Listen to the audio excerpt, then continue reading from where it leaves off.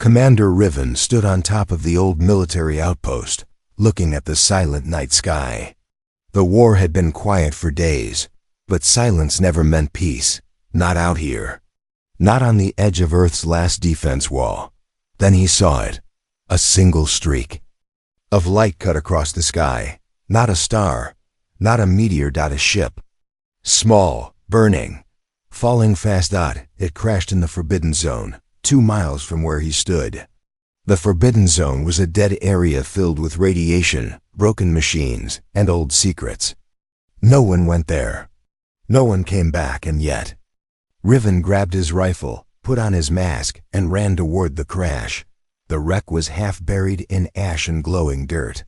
The ship was alien smooth, black, alive in a strange way. It pulsed like it had a heartbeat. And then he saw her, a girl, lying in the dust, skin glowing faint blue, breathing barely. Her clothes were burned, her hair tangled, but her face. She looked human. "Help," she whispered, voice shaking. "Please, don't let them find me." Riven lowered his weapon. She wasn't Virex, at least not fully. But scanners told a different story. Toxic, contaminated, deadly. His wristband beeped. Warning. Biological threat. Kill on sight. But he didn't shoot. Instead, he looked into her eyes. They were full of fear. And something else. Sadness. Pain. Humanity. She coughed hard. Blood came out black and glowing. "Can't breathe," she gasped. Her helmet was broken. Oxygen was low. She was dying. He should have walked away. Instead, he pulled off his own mask, pressed his lips to hers, and gave her air. For a moment, time stopped. Then something strange happened. His chest burned. His skin felt like fire. His vision blurred. But he didn't die. He pulled back, falling to the ground, breathing heavy. She stared at him, shocked. "You should be dead," she said softly. "No one survives." Contact. He wiped the blood from his mouth. "Well, I'm not most people." He carried her back to his bunker, hiding her under a thermal blanket. She was weak but alive. She kept looking at him like he was a puzzle she couldn't solve. "What's your name?" he asked. She hesitated. "Iris. Where are you from?" She didn't answer. He could see she was scared. She kept her hands close to her chest, as if hiding something inside. That night, she had a fever. Her body glowed brighter. Riven thought she might explode or melt through the floor, but she didn't. In the morning, she sat up. "You are changing," she said. "Your cells, your blood. You touched me. That's not supposed to happen." "What do you mean?" "I was made to kill humans," she said. "My body, it's a weapon. I didn't ask for it. I escaped. Them, they're hunting me." "Who?" Riven asked. She looked up, eyes filled with tears. "The Virex, they created me, but I ran. I don't want to kill anyone." He believed her. Maybe it was the way she spoke. Maybe it was the way she cried. But something in his gut told him she was telling the truth. But if the Virex were hunting her, they would come. And Earth's military would come too. And if anyone found out he kissed her, touched her, saved her, they would kill him. That night, Riven had a dream. He was floating in space, surrounded by stars. Ari stood in front of him, holding his hand. Her body was glowing. Her voice echoed inside his head. "You're not just human anymore," she said. "You're something new." When he woke up, his eyes glowed faint blue in the dark. He touched his chest.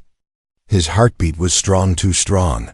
Something had changed, and deep underground, far away from Earth, the Virex got the signal.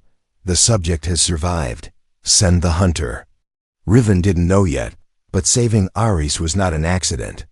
It was the start of something much bigger. Something that would change the war. Something that would change him, because the girl who fell from the sky wasn't just running from death. She was death. And he had kissed her anyway. Asterisk. Some girls carry dreams in their hearts. She carried a weapon in her veins. The bunker was silent. Too silent, Riven sat across from Iris, watching her sleep. She looked peaceful, almost normal. But he knew better. Her blood could kill a city, and yet she had spared him. He still remembered the moment her lips touched his. The pain, the fire in his chest, the light behind his eyes. He should have died. But he didn't, single quotes T. Now, every cell in his body whispered a question. What am I becoming? Outside, a cold wind swept across the ruined earth. The sky was gray. Machines buried in dust beeped weakly, calling out to a world that no longer listened. Suddenly, Iris screamed. Her body arched off the bed, glowing blue and white. Her veins lit up like wires. Her skin cracked like glass just for a second. Riven rushed forward. Iris, what's happening? She grabbed his arm, eyes wide, mouth trembling. They're close. I feel them. Who? She touched her temple. The hive, the Virex. When they get near me, my blood reacts. You're connected to them? Iris nodded slowly. I was grown. Not born. They built me from death. Mixed human and Virex DNA. I'm not supposed to feel anything. But you do, Riven whispered. She looked at him. I shouldn't have kissed you. You'll die. It's only a matter of time. He showed her his hand. The veins were glowing blue. I don't think I'm dying, she stared. Then, you're changing. They ran tests. Riven's DNA was no longer fully human. Something inside him was evolving fast. But while they tried to understand the change, someone else was watching far above Earth, on a silent satellite. A machine blinked awake. A Hunter-class drone activated a transmission. Target confirmed. Phase 1. Purge. Later that night, Iris sat by the window, holding a small silver disc. What's that? Riven asked. A memory, she said. The last one I saved before I escaped. Of what? She paused. My mother. Not real, just a human they scanned. They gave me her smile. Her eyes, but I don't know her name. Riven didn't know what to say. He sat beside her. You feel human to me, he said gently. She smiled, just a little. Then why does my blood kill people? Because someone made you that way, Riven said. But you're not what they made. You're more. Her smile faded. They will come. They always come. And they don't leave survivors. That night, as Riven slept, Iris stood over him. She touched his forehead, whispering something in a strange, ancient language. The glow in his veins grew stronger. And miles away, through steel, fire, and ash, something in the shadows opened its eyes. When a Virex opens its eyes, something must die. It began with a whisper, not a sound, not a voice, just a cold feeling crawling across the back of Riven's neck. He woke up sweating, not from a dream. From something worse. He wasn't alone.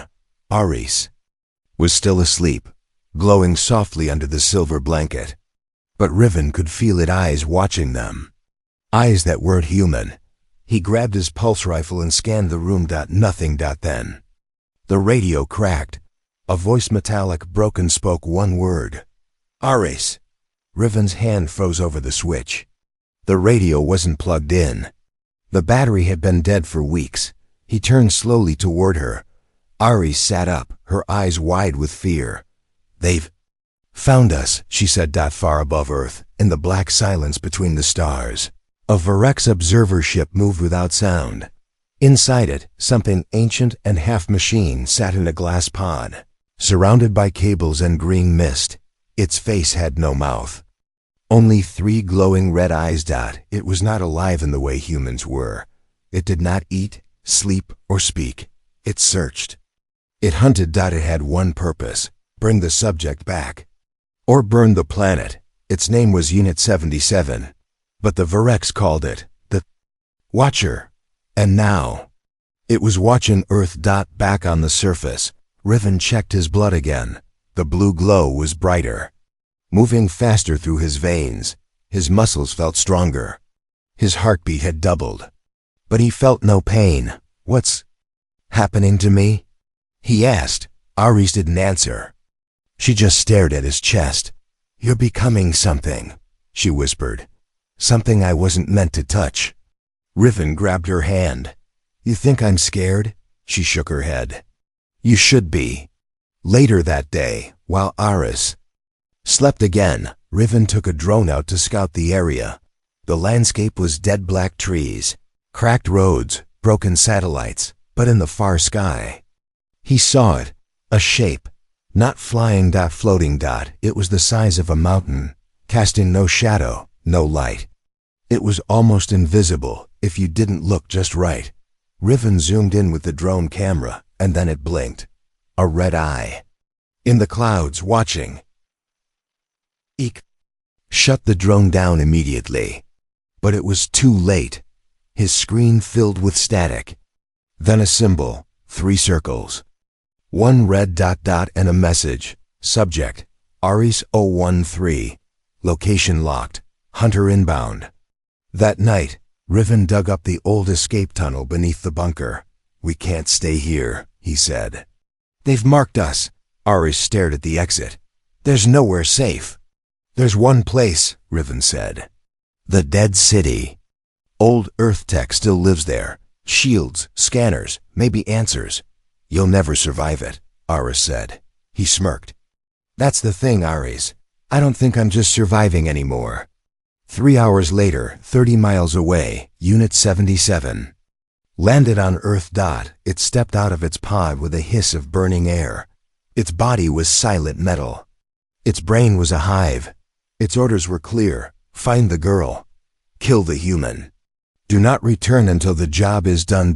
Asterisk, the wind in the dead city didn't blow. It howled. Sharp, dry air moved through the broken towers, whistling through shattered windows and rusted bones of a world long gone. The streets were empty, but not silent. Something deeper than sound echoed there, like the memory of a scream that had never stopped. Riven stepped over a cracked concrete slab, his boots crunching ancient dust. Beside him, Ares moved like a shadow, her eyes scanning every corner. It's quiet, she whispered. That's what I'm afraid of, Riven replied. They had been walking for hours. No drones. No soldiers. No Virex, just the ruins of a forgotten civilization, and the strange feeling that the city was watching. They entered a building that looked like it used to be a hospital. The walls were stained. The lights flickered dimly, powered by an old backup core still pulsing underground. Riven didn't speak. He just moved to the console in the back, brushing off dust, wires, and what looked like dried vines. He powered it on. A hologram blinked to life, glitchy and blue. Welcome to Echo Medical Station. Accessing genetic scanner. He looked at Ares. You said there were answers in your blood. Let's find them. Iris hesitated. Her hands trembled. I don't want to see what I already know. We need to, he said softly, before they find us. She stepped onto the scanner bed, lying flat as the machine hummed around her. Light moved over her body. Her skin glowed in the blue beams. Then the machine froze. The screen flashed. Red. Warning. Bioweapon detected. Genetic source. Human Virex hybrid access. Locked by blood key. Blood key? Riven said aloud. The console beeped again. Accessible only through match DN. A match found. Commander. Riven CAN. He stared at the screen. Stunned. You're the key, Iris whispered. Not just me. He didn't understand. He never signed up for anything like this. He was just a soldier. A survivor. But something in his body, something born when he kissed her, had changed him. Made him more. What did they do to me? He muttered. Iris sat up. Her back was glowing. Under her skin, Riven could now see it, faint, shifting lines. Symbols. A map. Her body carried more than death. It carried a path. I think, she said slowly, I was never meant to escape. I was meant to lead them somewhere. I'm not just a weapon, I'm a beacon. And suddenly, from deep below the building, metal groaned. Something had woken up. Far away, in the storm clouds above the city, Unit 77 turned its head. It had found them, not through heat, not through sound, through blood. Riven didn't remember falling. One moment he was staring at the scanner, the next darkness swallowed everything. Not sleep, not death, something else. A space between. He floated in silence. Cold, endless silence, and then a voice. Not Ares's. Not his own. You should not exist. He opened his eyes. The world around him wasn't real. Floating shards of memory drifted through black mist. His first day in combat. His mother's voice on an old video call. Ares, bleeding in the dust, reaching for him. He turned slowly. A figure stood behind him. It had no face, only light, shifting and blinking in patterns. It looked like a machine, made of stars. You touch the death girl, it said. You are rewriting what cannot be rewritten. What am I? Riven asked. You are not dying. That makes you dangerous. And then it disappeared. Riven fell again. He woke up choking. His lungs pulled air too fast. His heart thundered like a machine. Ares knelt beside him, hands glowing faint blue, panic in her eyes. I thought I lost you, she said. You did, he whispered. I was gone. She pulled her hands away. You were dead for 2 minutes. No heartbeat, no breath. Then, your veins lit up and your body restarted itself. Riven sat up slowly. His muscles felt like steel wrapped in fire. His skin tingled. The pain was gone, but so was the old feeling of being human. I think I crossed a line, he said. Ares looked away. I'm sorry. I never meant to. You didn't do this alone, Riven said. Someone or something is using us both. The lights in the bunker flickered. Then they died. From outside came a sound like metal scraping bone. Riven grabbed his weapon, but something told him it wouldn't help. He opened the door slowly. Smoke rolled in, thick and silent. And standing just beyond it was Unit 77. 7 feet tall, jet black armor. 3 glowing eyes locked onto Riven's chest. It stepped forward. One word echoed from its body, not spoken, broadcast like a virus. Unacceptable. Riven raised his rifle. Fired 3 times. Nothing. The rounds hit, but Unit 77 didn't flinch. It walked through them like smoke through fire. Riven braced himself. A massive metal hand slammed him against the wall. His vision blurred. His ribs cracked. But then, something strange. No blood. No pain. His body knit itself back together. He looked. UPUN-IT 77 tilted its head. You are incomplete. Yet you persist. Riven stood. I don't know what you are, he said. But I'm done running. He grabbed a broken pipe from the floor and charged. The battle was loud, brutal. Riven was thrown, crushed, burned, but every time, he stood back up. Ares watched from behind the console, whispering something in the old Virex tongue. The walls around her began to glow. The markings on her back lit up again, bright and burning, and in that light, Riven changed. His veins pulsed like electric fire. His eyes turned white. And when Unit 77 raised its arm for the final blow, Riven caught it. With one hand. The machine froze. Riven smiled. Your mistake, he said, was thinking I'm just human. And with a roar that shook the bunker's steel bones, he drove the pipe straight through Unit 77's core. The machine screamed. A digital deafening shriek. Then silence. Smoke. Sparks. A body collapsing into itself. Riven stood over it, chest rising slowly. Ares walked to him, staring at what he'd become. You're not dying, she said softly. No, he whispered. I think I've already died. The blood on Riven's hands wasn't red anymore. It shimmered like quicksilver, warm and alive, moving as if it had a mind of its own. He stared at it in the dim light of the ruined bunker, half expecting it to vanish, but it didn't. It soaked into his skin, disappeared beneath it, like it belonged there. Ares stood a few steps away, silent. She wasn't glowing anymore, not like before. She looked smaller now, older somehow, like she was tired of carrying secrets that were too big for her body. "They didn't just make me," she said quietly. "They made you too." Riven turned toward her, jaw tight. "What do you mean?" "You think the kiss changed you. It didn't. It awakened you." He felt something twist in his stomach. "No, I'm not part of them." "You were chosen," she said. "A long time ago. Before you were even born." Riven laughed once, sharp and bitter. "Chosen by who, aliens?